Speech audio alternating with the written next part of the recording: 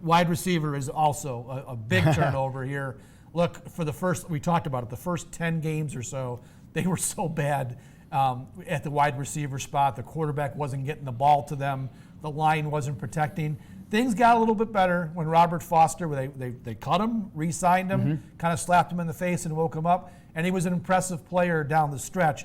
You overlook a little bit Zay Jones. Zay Jones had all those off-season problems in 2018, and he missed the entire off-season program. It took a while for him to get going, but when you look at the numbers, he ended up being the Bills' leading receiver in catches, yards, and touchdowns. So you can't forget that Zay Jones is part of this. But the two big names here are John Brown and Cole Beasley. Yeah. Two free agents that I think are going to step right in and be difference makers. So my opinion, Leo, it's going to be John Brown on the outside.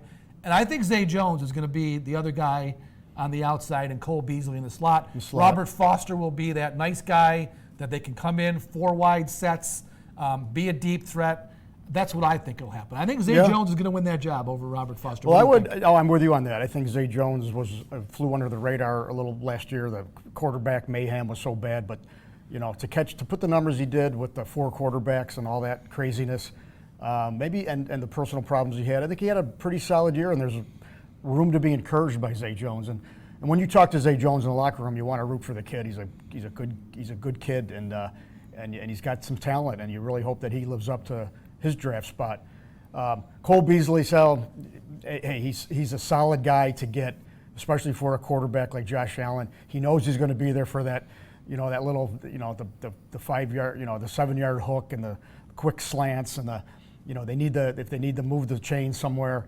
Cole Beasley's the guy. I always liked him, and even though he played down in Dallas and everything, I think he's kind of a Buffalo kind of guy. I think he's going to fit in up here really well. He already has. Yeah, and so that was a really good signing. I really like that, and if you could bring in speed guys like John Brown and then Robert Foster, and you put those guys in maybe now you got some speed. Yeah, you got some speed downfield.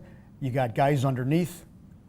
Kind of segues into who's going to be the tight end, right? I think it's a really nice mix. And real quick on Cole Beasley, I really think Mitch Morse, I think, was the most important signing. I think Cole Beasley might be the most influential guy that you notice the most. Obviously, offensive lineman you don't notice. I think Cole Beasley. There might be some games he'll be like an Edelman type guy. This is the catch kind of 11 player. Balls. This is the kind of player the Bills just haven't had. They have not. The league has moved towards these shifty slot receivers. And the Bills have been bypassed on this. Zay Jones was trying to be that guy for the Bills. I don't think that's his game, But they had to use him on the outside too much. He never really morphed into that role. I think Cole Beasley is a great find. Everyone talked about how, Josh Allen's terrible throwing the short ball. No, the problem with Josh Allen throwing the short ball is nobody was getting open short, Leo. No. So he's trying to thread it in there. And now I think Cole Beasley's a guy who can get quick separation, and I think he's going to present Josh Allen with an open target